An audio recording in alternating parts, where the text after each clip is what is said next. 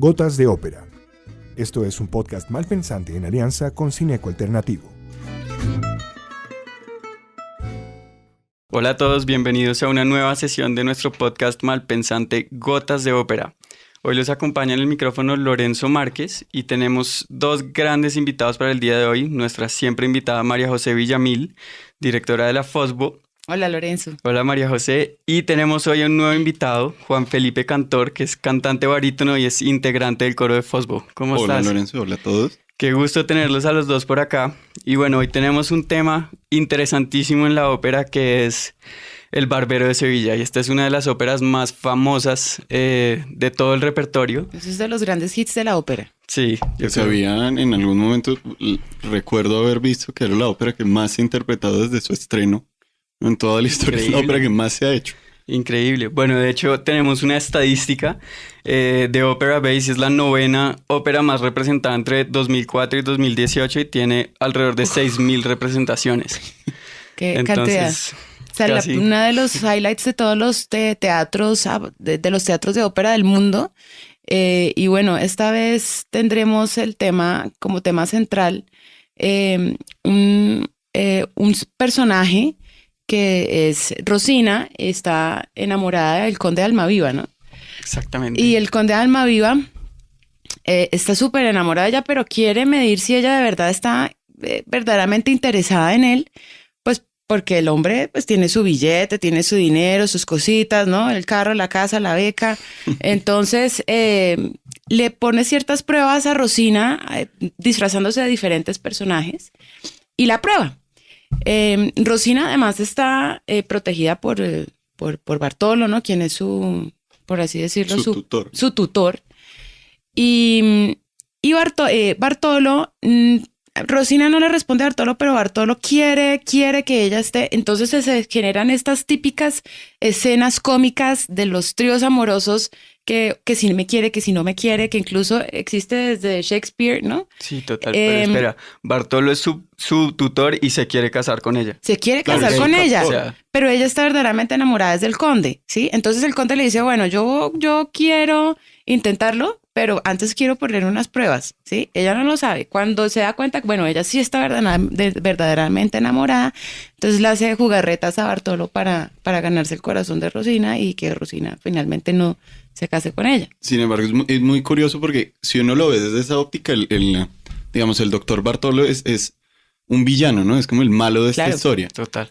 Pero es muy curioso porque al ser una ópera cómica es un malo tierno, ¿sabes? Hay una escena en la que Rosina está muy inocente, ¿no? Y llega el conde de Almaviva, de Almaviva disfrazado como su profesor de música, y Bartolo empieza a cantarle una canción a Rosina, cambiándole la letra, y la canta como con esta emoción, como, la voy a enamorar. No, pobre. Es un malo tierno, ¿sabes? Es un malo que uno en últimas lo disfruta. Ok. No, muy interesante. Además es la única ópera, creo que yo he visto, que es 0 muertos y final feliz, ¿o no? Sí, Pues por lo menos de este periodo yo creo que es una de los highlights de la ópera. Por lo menos es la única que no hay sangre, suicidios, asesinatos. No es tosca. Sí, exacto. Bueno, igual yo creo que eso es parte del hit de Rossini. O sea, yo quisiera tener la vida de Rossini. El tipo se pudo retirar a los 30 años y dedicarse a comer. O sea, se puede dedicar a hacer recetas. Hay una espagueti a la Rossini, ¿sí? Entonces, y creo que parte del hit comercial y musical de Rossini, además de ser muy melódico, es que siempre son estas historias muy ligeras. También está La Cenicienta, La Italiana en Argelia, que son óperas, digamos, para toda la familia. No necesitas ponerle censura, no necesitas preparar a tus niños para las muertes que van a ver en escena, sino que siempre son historias y vivieron felices para siempre.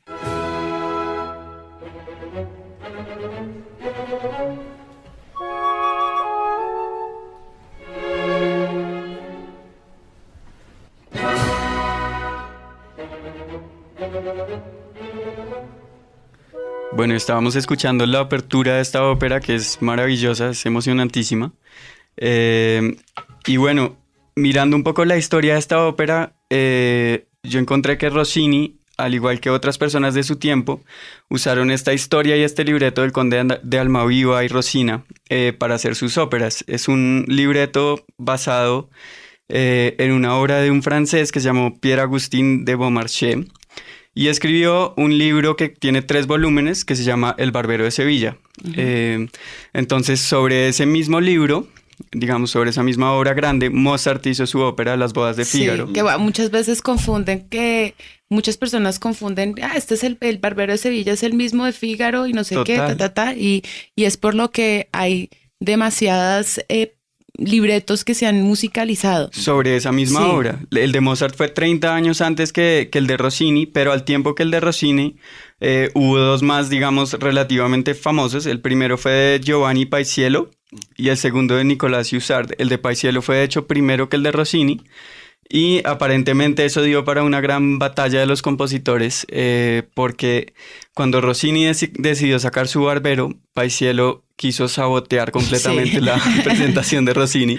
Chisme Sí. histórico. Lo tomó como una ofensa terrible y entonces llenó el teatro de matones para que abuchearan, se rieran cuando no era, silbaran, hablaran duro. Y para peor suerte de Rossini, su primera presentación fue un desastre. Entonces uno de los cantantes de los roles principales se cayó al piso en plena aria.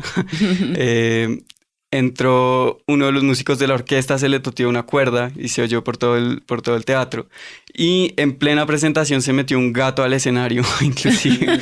Entonces, cuando Rossini salió del teatro, le tocó salir corriendo, escaparse a montarse a un carruaje, porque la gente lo estaba bucheando. Imagínense tomates, ¿no? Sí, tomates, zanahorias. Terrible.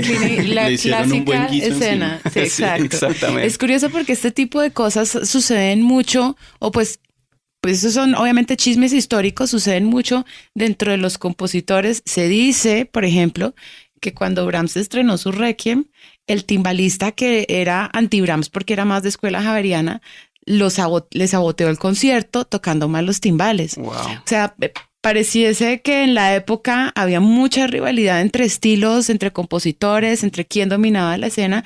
Y claro, la ópera en su momento, en el siglo XIX, en lo que es materia de arte, fue el objeto de mercadeo más grande para cualquier artista. Increíble. Pero entonces, ¿qué creen ustedes que hace que la ópera de Rossini, de este libreto del Barbero de Sevilla, haya sido como la que trascendió, la que es más famosa hoy en día? Bueno, indudablemente es la música. Hay momentos muy emocionantes, muy, muy enérgicos sobre todo. Y pues bueno, hay un área muy famosa, estimado Juan Felipe, que tú me dirás, o sea, casi que no hay necesidad de introducirla, porque empieza la la la la la la la la la la la la la la. Bueno, tú la cantas mejor que yo. Entonces, cuéntanos qué área es, y quisiéramos saber sobre todo ¿qué se necesita para poder cantar esta obra? Bueno, primero me gustaría responder algo de Lorenzo, y es algo curioso con el tema estructural del Barbero de Sevilla, y es que si tú te fijas, todas las áreas dentro de la ópera, por lo menos dentro del primer acto y parte del segundo acto, de lo que se encargan no es de contar una historia, no es de avanzar en la historia, sino aparte de presentar el carácter de los personajes, ¿sí? Entonces Rosina habla de ser como una víbora, el conde es este amante, ¿sí? Se encarga de mostrar las destrezas vocales de todos ellos, ¿sí? Y hace que, o sea, son áreas que hacen que el público quede como, wow. Ahora sí, el área es el largo al factotum. Aparece después de la madrugada. La ópera comienza con el conde de Almaviva cantándole al balcón a Rosina, ¿no? Cuando se da cuenta que ella no está, el tipo está frustrado, está pensando, pucha, le traje serenata a esta vieja y no está, ¿qué hago? Y finalmente dice, pues qué carajos, me voy a esconder a ver qué pasa. Y comenzando el día, aparece este tipo, Fígaro, pidiendo paso al factotum de la ciudad, ¿sí? al todero de la ciudad, ¿sí? Y dice que no hay mejor barbero que él en esa ciudad. ¿Qué se necesita para cantar esa área? Nervios de acero. Es un área supremamente incómoda porque no tiene momentos de reposo. Todo el tiempo es muy aguda, está llevándolo uno a sus extremos. Si les parece, hagamos unos fragmentos de... Sí, muéstranos como los highlights del área. Es muy importante para cuando vayan a escuchar esta obra se den cuenta que tiene muchos saltos, y que además uno en un registro agudo que para un barítono, pues Sí, o sea, se pueden hacer, pero wow, se requiere mucha, así como dicen, mucha tripa y mucho nervio. Adelante, te escuchamos. Arco al factotum de la città largo.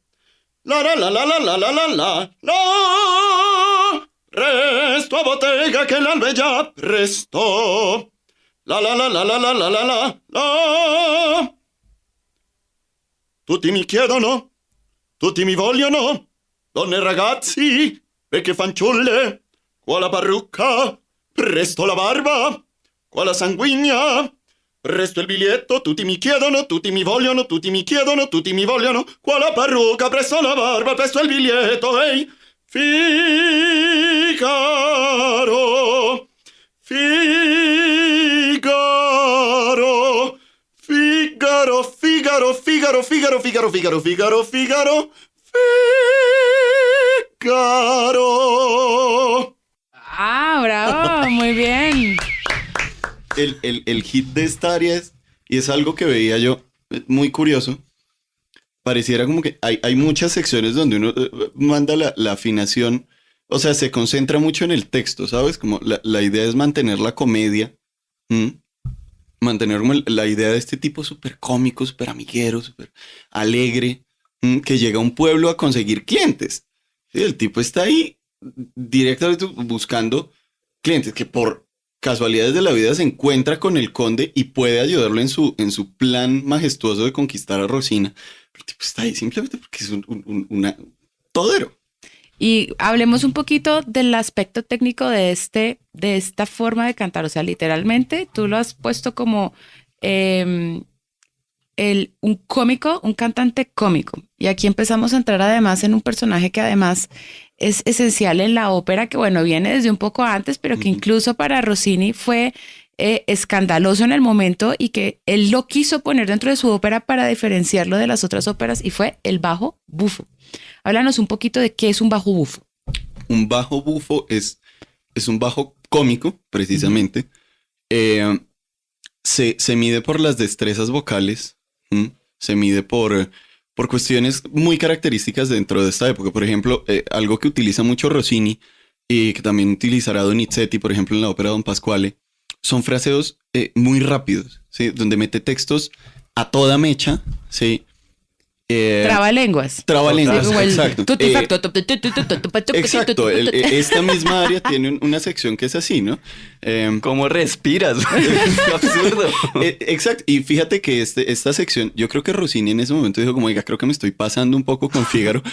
Y le deja un poco más ligero. Sin embargo, son secciones de mucha destreza vocal, de salirse un poco del registro normal, porque en esta ópera, en El Barbero de Sevilla, hay tres personajes de bajo bufo. Exacto. Que son el Don Basilio, el doctor Bartolo y Fígaro.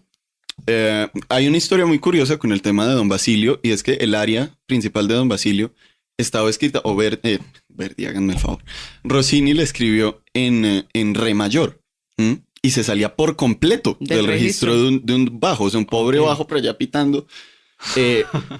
Y empezaron a ser permisivos con el hecho de bajarla a un tono, a do mayor, para que quedara dentro, digamos, en los extremos de un bajo, pero era humanamente posible, ¿sí?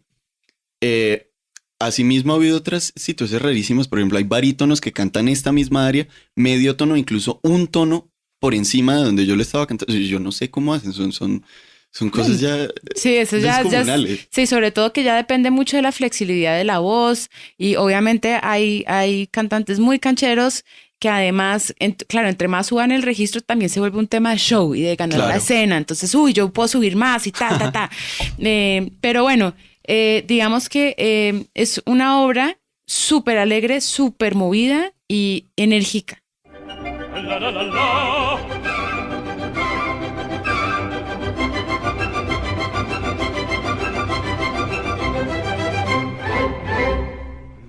Larga fatotum della città largo.